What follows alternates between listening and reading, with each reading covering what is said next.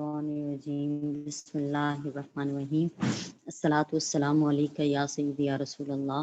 وعلی آلک وصحابک یا سیدی یا نبی اللہ رب اشرح لی صدری ویسر لی امری واحلل عقدۃ من لسانی یفقهوا قولی واجعل لی وزیرا من اہلی رب زدنی علما رب زدنی علما رب زدنی علما ربی یسر ولا تعسر وتمم بالخیر وبک نستعین اللہم اجرنی فی مصیبتی واخلف لی خیرا منها اللہم صلی علی سیدنا و مولانا محمد وعلی آلہ واصحابہ وبارک وسلم۔ جامعہ دختران اسلام کے ترجمۃ القرآن کورس میں آپ سب کو خوش آمدید ہے۔ آج ہم نے سورہ آل عمران کی آیت نمبر 21 تلاوت کرنی ہے۔ اعوذ باللہ من الشیطان الرجیم بسم اللہ الرحمن الرحیم ان الذین یکفرون بآیات اللہ ویقتلون النبیین بغیر حق ویقتلون الذین یأمرون بالقسط من الناس فبشرہم بعذاب علیم۔ ان الذین بشک وہ لوگ یکفرون بآیات اللہ جو اللہ کی آیتوں کا انکار کرتے ہیں وَيَقْتُلُونَ النَّبِيِّينَ بِغَيْرِ حَقٍّ اور وہ قتل کرتے ہیں نبیوں کو ناحق وَيَقْتُلُونَ الَّذِينَ يَأْمُرُونَ بِالْقِسْطِ اور یہ ان لوگوں کو قتل کرتے ہیں جو انصاف کا حکم دیتے ہیں من الناس لوگوں میں سے، اور لوگوں میں سے ان کو قتل کرتے ہیں جو انصاف کا حکم دیتے ہیں فبشرہم بس خوشخبری سنا دیں ان لوگوں کو بعذاب علیم دردناک عذاب کی۔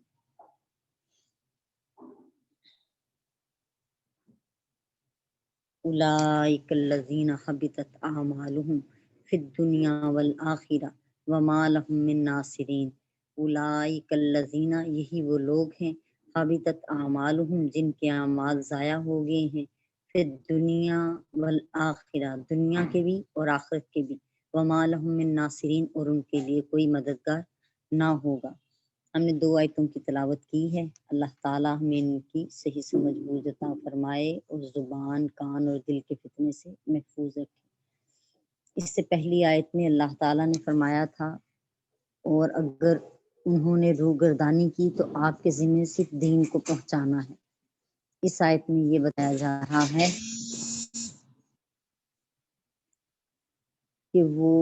منہ پھیرنے والے لوگ کون ہیں۔ آل عمران کی اس آیت نمبر 21 میں اللہ تعالیٰ نے ان لوگوں کی 3 صفات بیان کی ہیں۔ نمبر 1 یہ لوگ اللہ کی آیتوں کا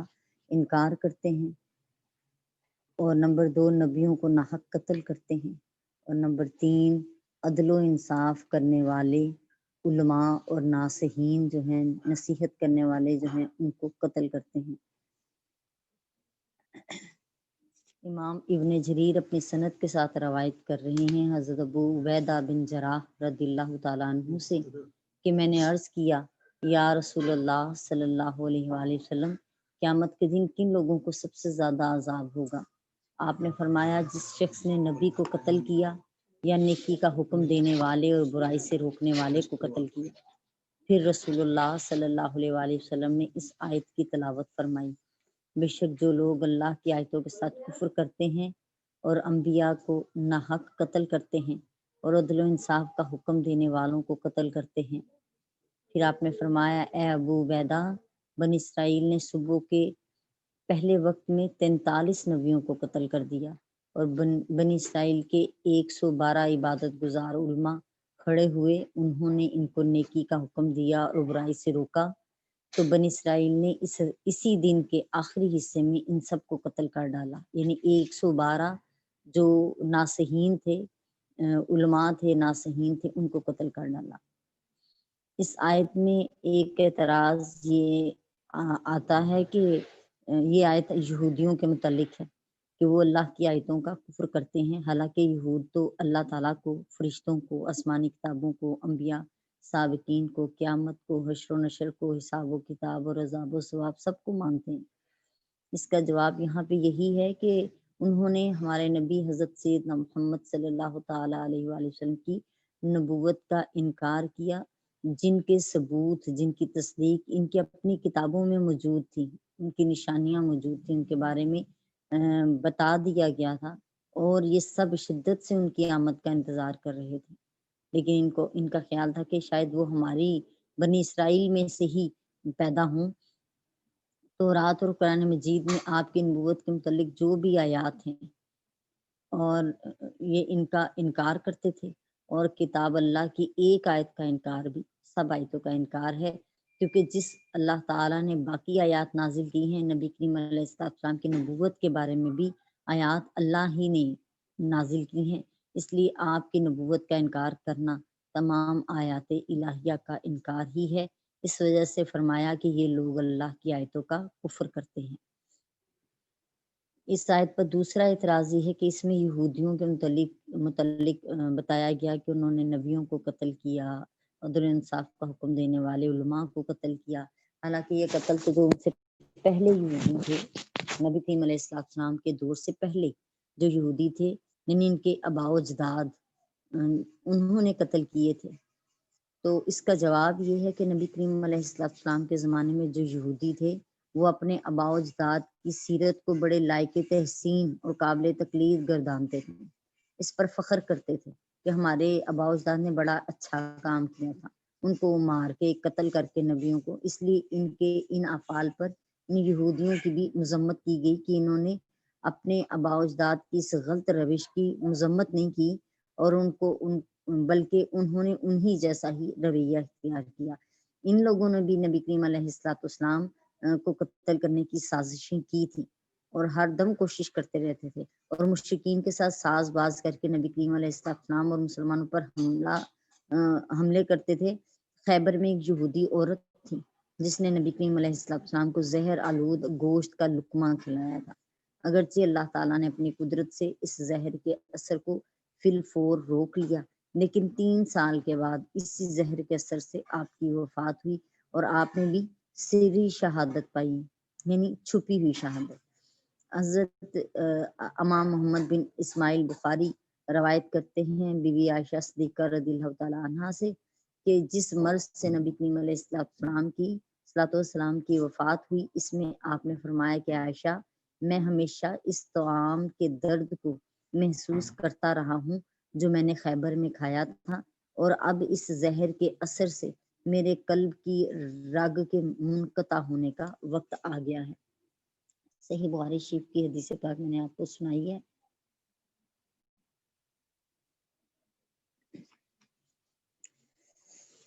اس آیت میں ایک اور نقطہ بھی بیان ہو رہا ہے کہ نیکی کا حکم دینے اور برائی سے روکنے کی وجہ سے بنی اسرائیل نے 112 علماء کو قتل کیا تھا۔ اس آیت سے یہ بھی معلوم ہوا کہ شریعت میں کی اصل یہی ہے کہ مسلمان جان کی پرواہ کیے بغیر حق کا اظہار کرے، اور نیکی کا حکم دینے اور برائی سے روکنے کے راستے میں کسی چیز کو خاطر میں نہ لائے۔ طارق بن شہاب بیان کرتے ہیں کہ ایک شخص نے نبی کریم علیہ السلام سے پوچھا کہ کون سا جہاد سب سے افضل ہے؟ آپ نے فرمایا ظالم بادشاہ کے سامنے حق بات کہنا۔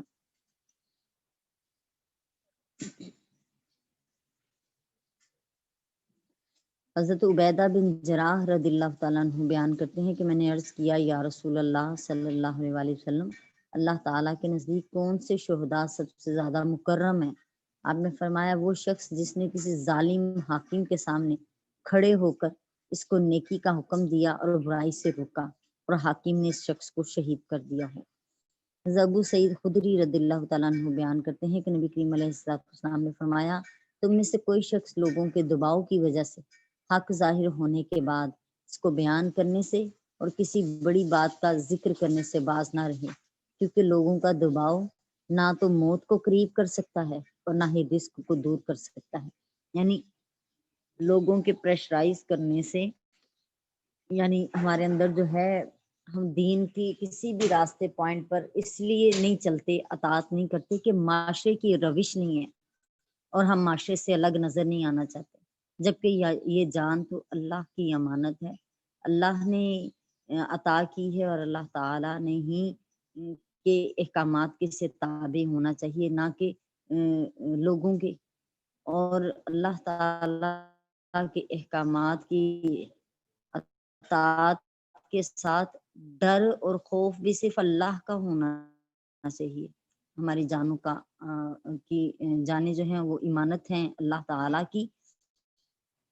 وہی اس کا خالق و مالک ہے، سو ہمیں معاشرے سے ڈرنے کی بجائے اپنے مالک سے ڈرنا چاہیے۔ حضرت ابو ہریرہ رضی اللہ تعالیٰ عنہ بیان کرتے ہیں کہ نبی کریم علیہ السلام نے فرمایا، تم ضرور نیکی کا حکم دو اور ضرور برائی سے منع کرو،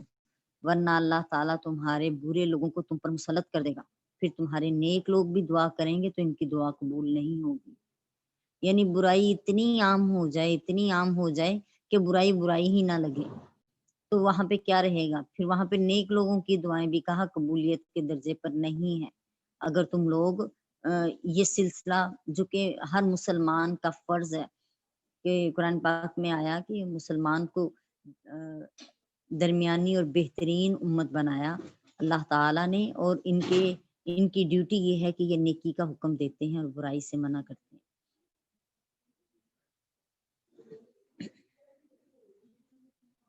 اب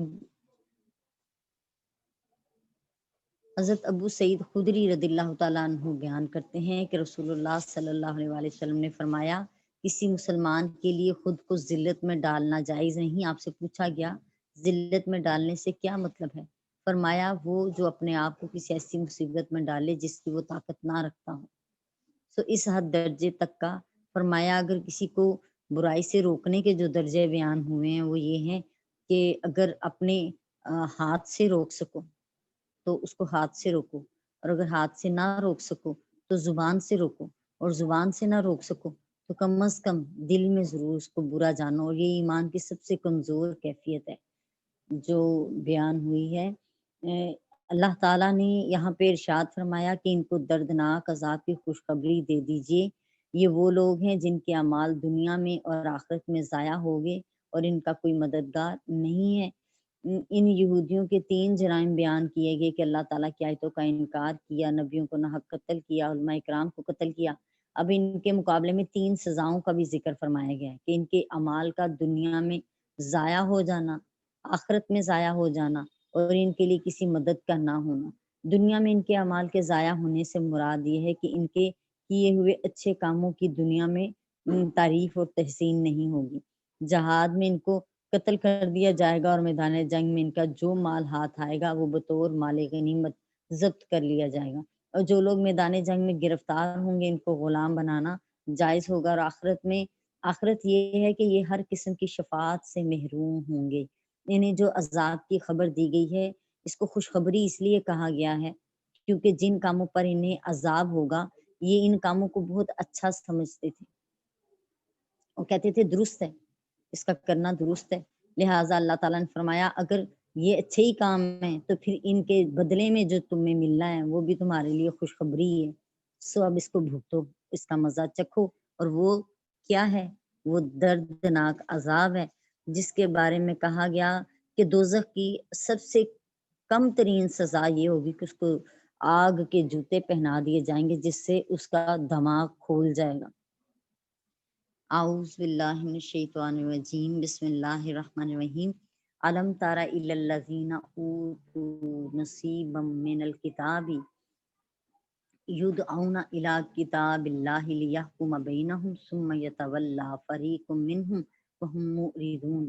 علم تر الی الذین، کیا نہیں دیکھا ان لوگوں کی طرف جن کو اوتوا نصیبا من الکتاب، جنہیں کتاب سے ایک حصہ دیا گیا، یدعون الی کتاب اللہ، وہ اللہ کی کتاب کی طرف بلائے جاتے ہیں، لیحکم بینہم، تاکہ ان کے درمیان، لوگوں کے درمیان فیصلہ کر سکیں کتاب کے مطابق۔ ثم یتولی فریق منہم، تو ان میں سے ایک گروہ پھر جاتا ہے،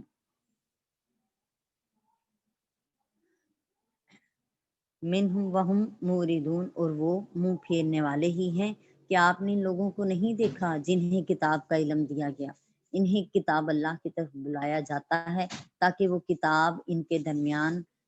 ان کے باہمی اختلافات میں فیصلہ کرے، پھر ان میں سے ایک گروہ روگردانی کرتا ہے اور وہی ہیں روگردانی کرنے والے۔ اس سے پہلی آیت میں یہ فرمایا گیا تھا کہ اگر وہ آپ سے جھگڑا کریں گے تو آپ کہیے کہ میں نے اور جس نے بھی میری پیروی کی اس نے اللہ کے لیے اسلام قبول کر لیا، اور یہ بتایا تھا کہ انہوں نے حسد اور اناد کی وجہ سے اور یہ سب کیا۔ اس آیت میں یہ بتایا جا رہا ہے کہ ان کے اناد کی انتہا یہ ہے کہ انہیں ان کی آسمانی کتابوں کی طرف عمل کی دعوت دی جائے تو وہ اس سے بھی اعراض برتتے ہیں، یعنی کہ منہ پھیرنے والے ہیں۔ حضرت ابن عباس رضی اللہ تعالیٰ عنہما بیان کرتے ہیں کہ نبی کریم علیہ الصلوۃ والسلام یہودیوں کے مدرسے میں گئے اور انہیں اللہ کی طرف دعوت دی تو ان یہودیوں میں سے نعیم بن عمرو اور حارث بن زید نے آپ سے پوچھا، اے محمد صلی اللہ تعالیٰ علیہ وآلہ وسلم، آپ کس دین پر ہیں؟ آپ نے فرمایا حضرت ابراہیم علیہ السلام کے دین اور ان کی ملت پر۔ انہوں نے کہا ابراہیم تو یہودی تھے۔ آپ نے فرمایا تو رات لاؤ، اس مسئلے میں وہ ہمارے اور تمہارے درمیان فیصل ہیں، یعنی فیصلہ کرنے والے ہیں۔ انہوں نے اس سے انکار کیا، تب یہ آیت نازل ہوئی، کیا آپ نے ان لوگوں کو نہیں دیکھا جنہیں کتاب کے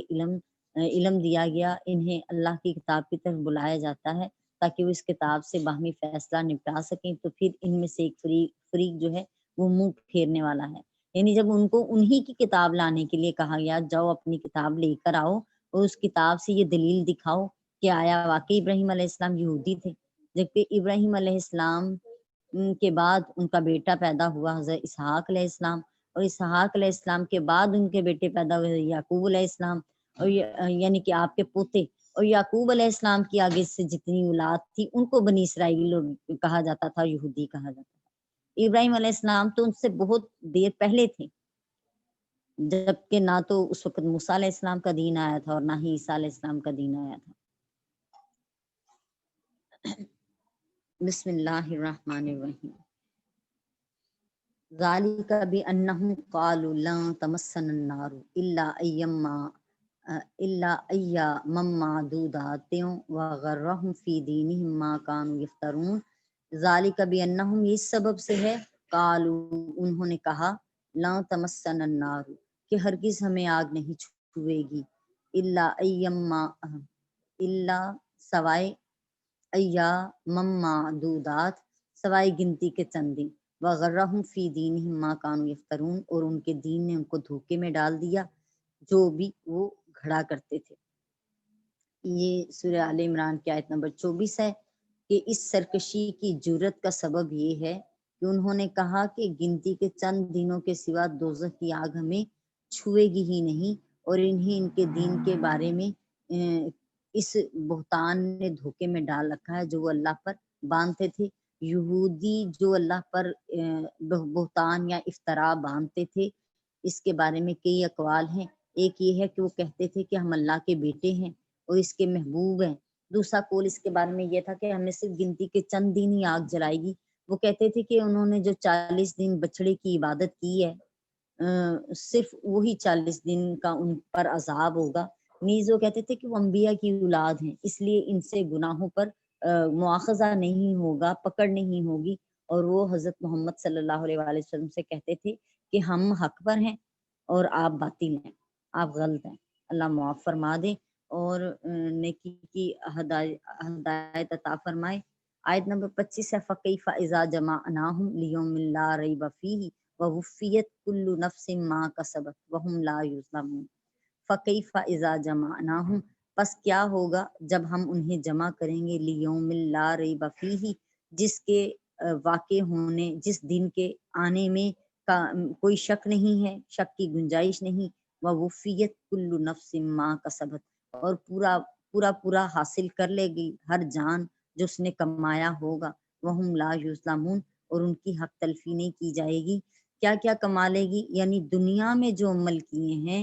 ان اعمال کو آخرت میں ان کا اجر پا لے گی۔ وہ اجر کیا ہے، وہ بدلہ کیا ہے؟ وہ بدلہ یہ ہے کہ نیک اگر اعمال ہیں تو اچھا بدلہ ہے، اور اگر بد اعمال ہیں تو پھر اس کا بدلہ بھی برا ہی ہوگا، اللہ کہ اللہ تعالیٰ اس پہ رحم فرمائے۔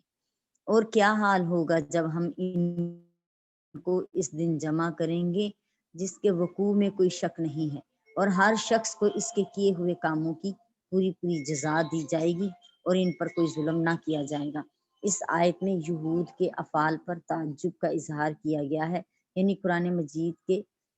جو مخاطبین ہیں ان کو اس پر تعجب کرنا چاہیے کہ جب اللہ تعالیٰ قیامت کے دن یہودیوں کو جمع فرمائے گا، جس دن نسب منقطع ہو جائیں گے اور کسی شخص کے کام نہ ان کا مال نہ ان کی اولاد ان کے کام آئے گی، اور ہر شخص کو اس کے اعمال کی پوری پوری جزا دی جائے گی اور کسی شخص کو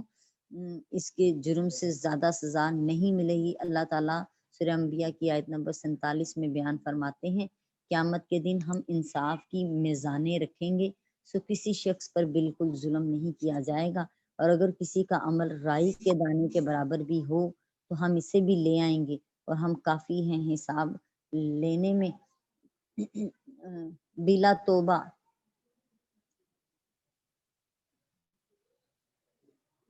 جو مومن گناہ کبیرہ کا مرتکب ہوتا ہے اور وہ توبہ کیے بغیر مر جائے، وہ ہمیشہ ہمیشہ جہنم میں رہے گا۔ ہم یہ کہتے ہیں کہ اللہ تعالیٰ نے اس مومن کو اس کے ایمان کی جزا بھی تو دینی ہے، اب یا تو وہ ایمان کی جزا پانے کے بعد جنت سے نکال کر جہنم میں ڈال دیا جائے گا، یا گناہ کبیرہ کی سزا بھگتنے کے بعد اس کو جنت میں داخل کیا جائے گا۔ دوسری صورت میں ہمارا مدعا جو ہے وہ ثابت ہے اور پہلی صورت میں ثابت نہیں ہے۔ قرآن مجید میں اس کے حوالے سے فرمایا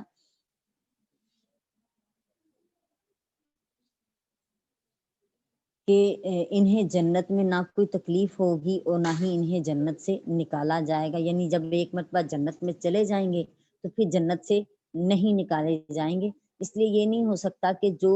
مومن گناہ کبیرہ کے مرتکب ہوں ان کو جنت سے نکال کر دوبارہ دوزخ میں ڈالا جائے۔ اس لیے یا تو اللہ تعالیٰ محض اپنے فضل و کرم یا نبی کریم علیہ السلام کی شفاعت سے اس مومن کو بخش دے گا جو گناہ کبیرہ کا مرتکب ہوا اور بغیر توبہ کے مر گیا، کیونکہ اللہ تعالیٰ فرماتے ہیں سورہ النساء کی آیت نمبر 48 میں، بے شک اللہ اس کو نہیں بخشے گا کہ اس کے ساتھ شرک کیا جائے، اور جو اس سے کم گناہ ہوں اسے جس کے لیے چاہے گا بخش دے گا، اور یا پھر اللہ تعالیٰ اس کو گناہوں کی سزا کے لیے دوزخ میں ڈالے گا، پھر اس شخص کو اس کے ایمان کی جزا دینے کے لیے اللہ تعالیٰ دوزخ سے نکال دے گا اور جنت میں داخل کر دے گا۔ اگر یہ اعتراض کیا جائے کہ یہ بھی تو ہو سکتا ہے اس کے گناہوں کی وجہ سے اس کا ایمان ضائع کر دیا جائے، تو ہم کہیں گے یہ بالکل غلط ہے، کیونکہ یحییٰ بن معاذ رحمۃ اللہ علیہ لکھتے ہیں کہ ایک وقت کا ایک لہجے کا بھی ایمان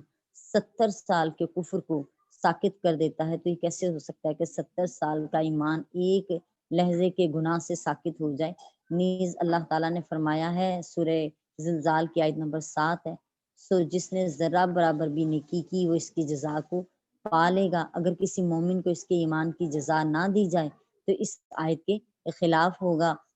نبی کریم علیہ السلام جب شفاعت فرمائیں گے اور بار بار سجدے میں جائیں گے اور اللہ تعالیٰ حکم فرمائیں گے اے محمد صلی اللہ علیہ وسلم اپنا سر اٹھائیں،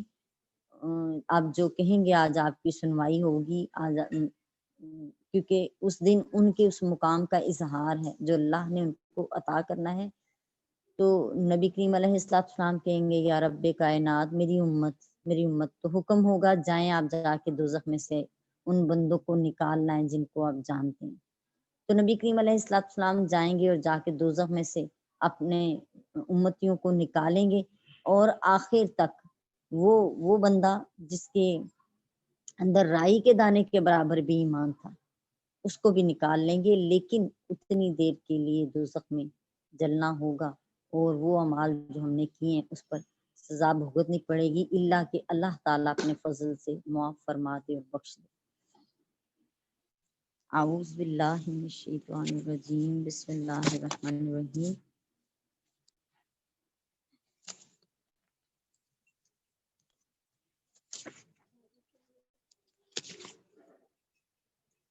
ہم نے آپ کو رزلٹ اناؤنس کرنا تھا، بہت ساری باجیوں کی بہت ساری غلطیاں ہیں سوائے ایک اسٹوڈنٹ کے، باقی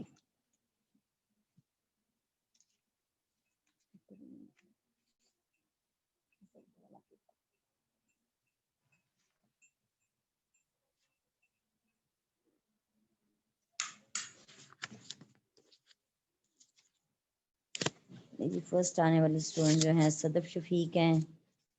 صدف شفیق نے سارا پیپر ٹھیک کیا. ایک کویشچن ایسا ہے جس میں کنفیوژن ہے. کنفیوژن یہ ہے کہ کویشچن نمبر 23 تھا جس میں پوچھا گیا تھا کہ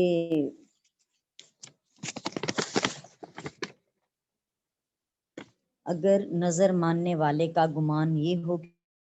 کہ وہ فوت شدہ شخص اللہ کے اذن کے بغیر تصرف کرتا ہے تو یہ اعتقاد ڈیش ہے، جس میں ہم نے آپشنز کفر، شرک، بدعت اور منافقت دی تھی. اس کا جو ہم نے آپ کو سنایا تھا ہمارے لیکچر میں تھا وہ کفر تھا، اور کفر صرف 2 اسٹوڈنٹس ہیں، اوکاشا اور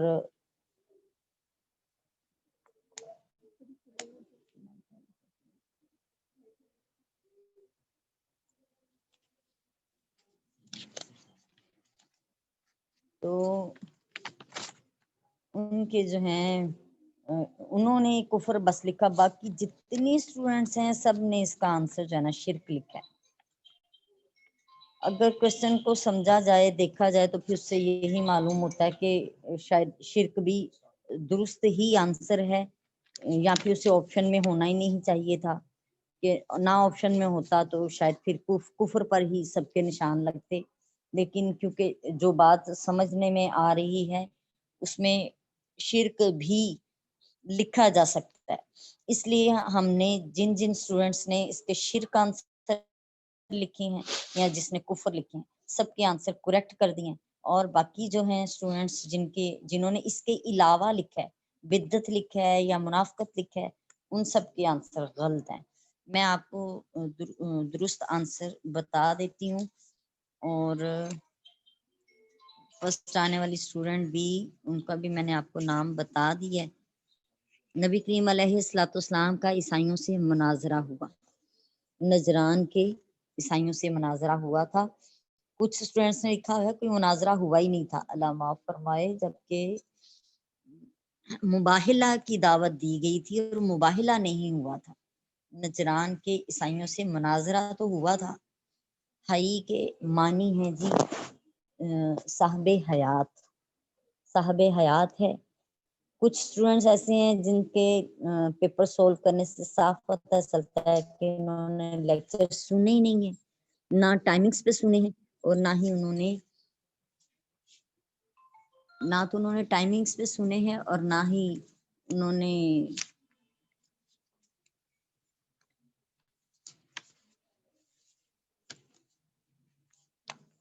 بعد میں سن کے پیپر کی کوئی تیاری کی ہے، بلکہ تیاری کے بغیر ہی انہوں نے کہا کہ ہم ٹک کراس کر لیتے ہیں. لیکن انسان جتنی کوشش کرتا ہے اتنا ہی اس کو پھل ملتا ہے. اور اللہ تعالیٰ بھی تو دیکھ رہے ہیں کہ کتنی کوشش کی جا رہی ہے. اللہ پاک جو ہے ہمیں توفیق دے کہ ہم اپنے مالک کی بارگاہ میں سچے اور سچے ہو جائیں، اور بھرپور جیسے ہم ہر کام کے لیے اس کو پلان کرتے ہیں، ہم اس کام کے لیے بھی اسے پلان کریں، اور پلان کر کے جو ہم اس جو ہے نا ٹیسٹ کی تیاری کر کے ٹیسٹ دیں. اللہ پاک جو ہے